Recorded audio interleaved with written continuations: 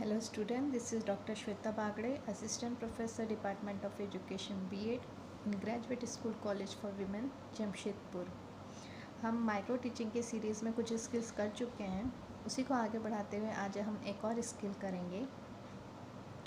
तो आज का हमारा टॉपिक है skill of illustration with example, दृष्टांत कौशल।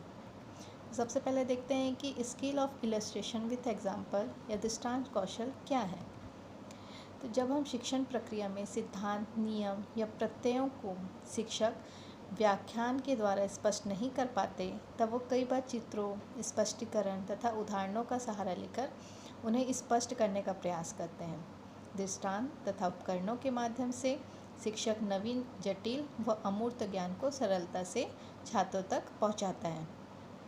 मतलब कई बार ये हो जाता है कि आप नियम, सिद्धांत, प्रत्यय, तो ये सब ऐसे सिर्फ व्याख्या करके नहीं समझा सकते। उनके लिए स्पष्टीकरण के लिए कोई चित्र दिखाना जरूरी हो जाता है, कुछ मॉडल देकर समझाना या प्रैक्टिकल के द्वारा, उसके अलावा वो चीज़ नहीं समझी जा सकती। तो उन सब चीज़ों का यूज़ जो होता है वही होता है दृष्टांत कौशल। तो दृष्टांत कौशल किसी अमूर्त विचार, संप्रत्यय अथवा नियम को समझने और उसका उपयोग करने के लिए एक अध्यापक द्वारा अपनाई गई वह कला अथवा तकनीक है, जिसके द्वारा उसे समुचित उदाहरणों के चयन करने, उसके दृष्टांत रूप में प्रयोग करने और उनके द्वारा अपने विद्यार्थियों को वांछित निष्कर्ष और सामान्यकरण तक पहुंचाने में पूरी सहायता मिलती है। ठीक है, मतलब यह है कि टीचरों द्वारा एक उपकरण का प्रयोग किया जाता है। वो एक तकनीक होती है जिसके द्वारा टीचर अपने जो भी पढ़ाना है, उसको जो भी व्याख्या करनी है, उसको पूरा करते हैं। जैसे किसी प्रैक्टिकल द्वारा कुछ चीज़ समझानी है उसको, तो प्रैक्टिकल के थ्रू उसको समझाएगा, किसी डायग्राम के थ्रू बता सकते हैं। तो ये सारी चीज़ें आती हैं दृष्टांत कौशल की, जिससे वो अच्छी तरह से अपनी बात बच्चों तक पहुंचा सकें या उनको ज़्यादा अच्छे से समझा सकें। तो दृष्टांत कौशल के माध्यम से शिक्षक जटिल संप्रत्ययों तथा अमूर्त ज्ञान को सरल, सहज तथा बोधगम्य बना देता है। इसके लिए क्या होता है, शिक्षक को विभिन्न संप्रत्ययों, सिद्धांतों या नियम आदि को समझाने से पहले ही उसे समुचित उदाहरणों और दृष्टांतों का चयन कर लेना होता है। फिर उन सिद्धांतों या उदाहरणों या दृष्टांतों को कक्षा में एक इफ़ेक्टिव तरीके से किस तरह से प्रस्तुत करें बच्चों के सामने, जिससे कि बच्चों को ज़्यादा से ज़्यादा समझ आ सके, इसका पूरा प्रयास करना होता है।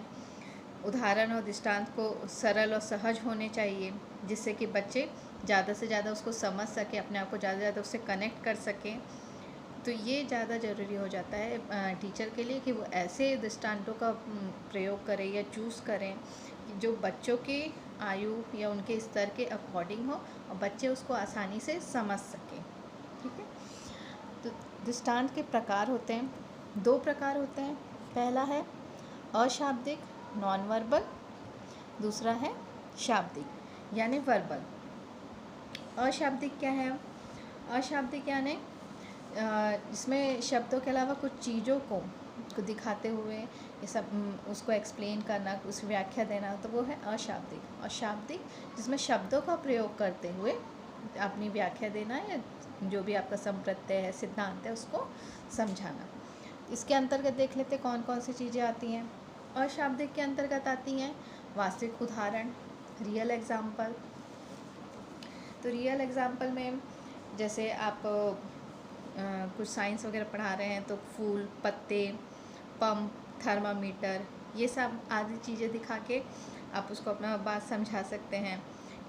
ये वस्तुएं दिखा के आप प्रश्न भी पूछ सकते हैं, जिससे कि आपका जो सिद्धांत है या जो भी संप्रत्यय समझाने जा रहे हैं उसका स्पष्टीकरण हो सके।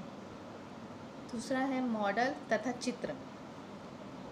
तो ऐसे मॉडल तैयार किए जा सकते हैं जिसके द्वारा किसी विचार को या संप्रत्यय, सिद्धांत की व्याख्या की जा सके। ये मॉडल क्या होते हैं कि वास्तविक के ही एक प्रतिरूप होते हैं। जो भी एक वास्तविक चीज़ें होती हैं उसको हम वास्तविक आप नहीं ला सकते क्लास में, तो उसका मॉडल रिप्रेजेंट करते हैं, तो मॉडल के द्वारा उसको समझाते हैं।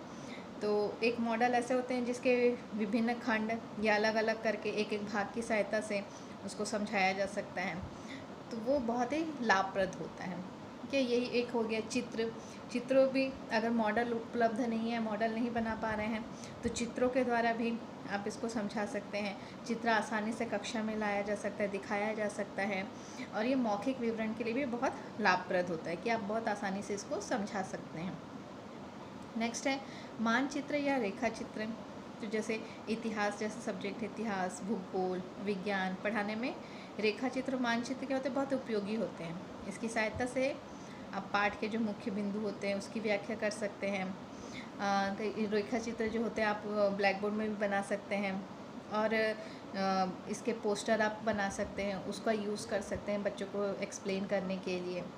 तो ये कुछ चीज़ें आप यूज़ कर सकते हैं। जैसे एक और हो गया, एक और पॉइंट है जिसमें प्रायोगिक प्रदर्शन, एक्सपेरिमेंटल डेमोस्ट्रेशन। तो ये बहुत ज़्यादा यूज़ अच्छा जो है, जिसमें बच्चों की सारी इंद्रियाँ काम करती हैं, देख सकते हैं बच्चे, सुन सकते हैं, उसको कर सकते हैं उस प्रयोग को, तो वो ज़्यादा उनके मस्तिष्क में बना रहता है।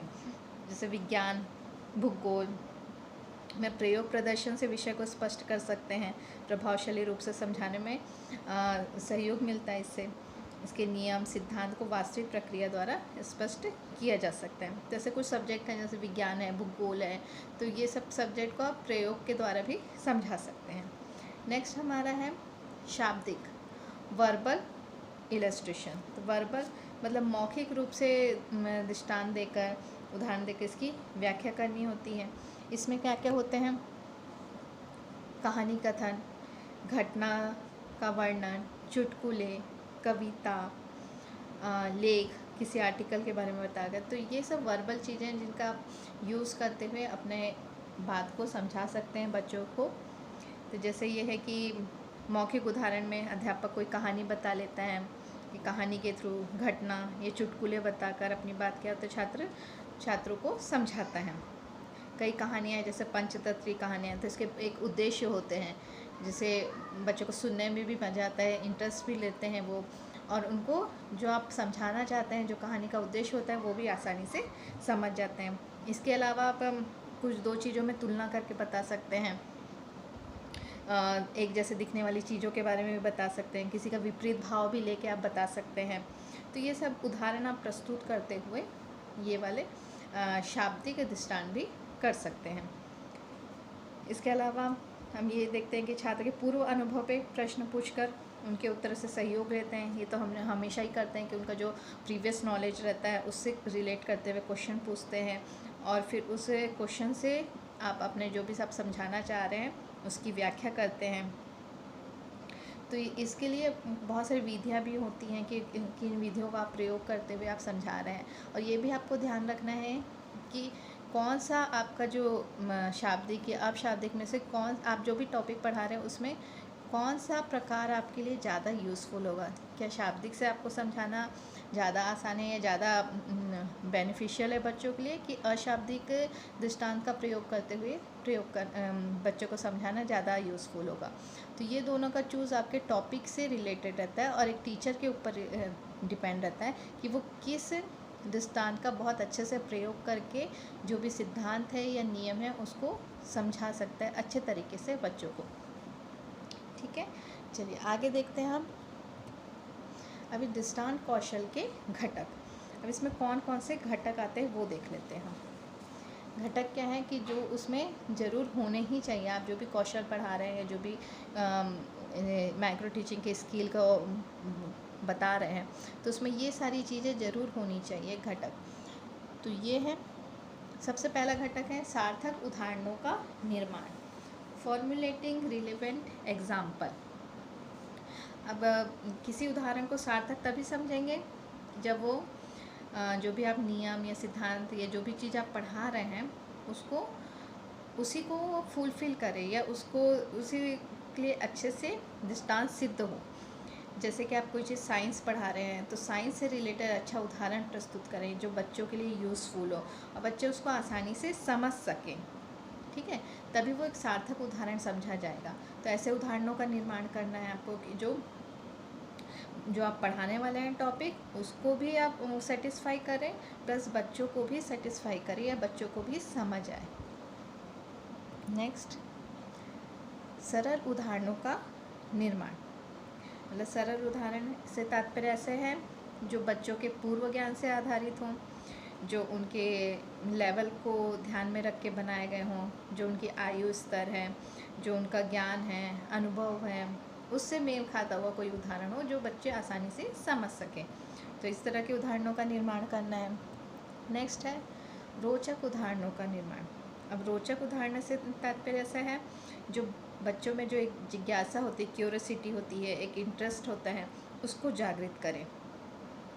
तो ऐसे स्वाभाविक है कि जो दृष्टांत या उदाहरण के चयन ऐसे कर रहे हैं जिसमें थोड़ा बहुत मनोरंजन का भी पुट हो, जैसे थोड़ा से इंटरेस्टिंग भी बनाने के लिए, तो वो ज़्यादा सफल होते हैं। ऐसे वाले उदाहरण बच्चे उसमें ज़्यादा इंटरेस्ट लेते हैं और ज़्यादा अच्छे से ध्यान देते हैं।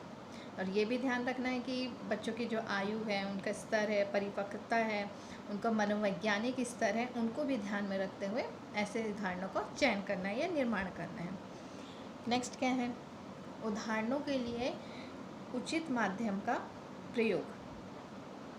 अब उचित माध्यम क्या हो, उचित और अधिक प्रभावशाली माध्यम, दोनों में से वही माध्यम है, शाब्दिक या अशाब्दिक। तो ये दोनों माध्यम में से किसका आप चूज़ करेंगे तो वो आपका जो टॉपिक आप पढ़ाने वाले हैं वो अधिक प्रभावशाली होगा। मतलब इसका प्रभाव अधिक स्थायी और अधिक प्रभावशाली होने के लिए करना होगा जो बच्चे बहुत आसानी से समझ सकें, उनके दिमाग में ज़्यादा देर तक बना रहे, वो चीज़ हमेशा के लिए बना सके। तो ऐसे में आप कौन से उदाहरण के लिए कैसा माध्यम चुनेंगे, शाब्दिक चुनेंगे कि अशाब्दिक चुनेंगे, ये चीज़ का ध्यान रखना है आपको। ठीक है। नेक्स्ट है आगमन, निगमन, उपागम का प्रयोग। तो यहाँ पे एक सही विधि चुनना है आपको। आगमन विधि से बता रहे हैं या निगमन विधि से बता रहे हैं, तो इसमें क्या होता है कि कुछ जो आपके सिद्धांत होते हैं वो आगमन विधि से आप बहुत अच्छे से समझा सकते हैं। आगमन मतलब पहले आप उदाहरण स्पष्ट करेंगे, उदाहरण से होते हुए आप नियम तक पहुँचेंगे, सिद्धांत तक पहुँचेंगे, ये हो गया आगमन। निगमन में आपने पहले नियम ही बता दिया उनको, उसके बाद उससे रिलेटेड आप एग्जाम्पल दे रहे हैं, उदाहरण समझा रहे हैं। तो इस तरह से दोनों में से जो भी विधि आपके टॉपिक से उनको ज़्यादा अच्छे से समझा सके, आप अच्छे से उसको एक्सप्लेन कर सकें, तो ये दोनों टीचर्स के ऊपर डिपेंड करता है कि वो कौन सी विधि को प्रयोग कर रहे हैं। नेक्स्ट है छात्रों से उसी प्रकार के अन्य उदाहरणों का प्रस्तुतिकरण। मतलब जो आपने एग्जाम्पल प्रस्तुत कर दिया, उसको एक्सप्लेन कर दिया, बच्चों को समझ आ गया, उसके बाद एक काम रहता है टीचर का कि बच्चों से ही उसी तरह के अन्य उदाहरणों को प्रस्तुतिकरण मांगा जाए। मतलब उनसे पूछा जाए कि अब इसी से रिलेटेड और कोई उदाहरण आप लोग बताइए। तो इस तरह से आप अपना ये दृष्टांत कौशल करेंगे। तो ये कुछ घटक है दृष्टांत कौशल के, जिसको फुलफ़िल करना आवश्यक है जब आप ये दृष्टांत कौशल का लेसन प्लान बनाएंगे तब। और दृष्टांत मतलब एक शॉर्ट इसमें हम लोग समझ लें, दृष्टांत मतलब एक उदाहरण प्रस्तुत करना या उदाहरण के द्वारा अपनी चीज़ों को समझाना। तो यहाँ आज हम यही टॉपिक यहीं पे फिनिश करते हैं। नेक्स्ट लेक्चर में हम देखेंगे कि इसका हम माइक्रो टीचिंग लेसन प्लान किस तरह से बनाएंगे और इसका ऑब्जर्वेशन किस तरह से होता है। ठीक है, ओके, थैंक यू।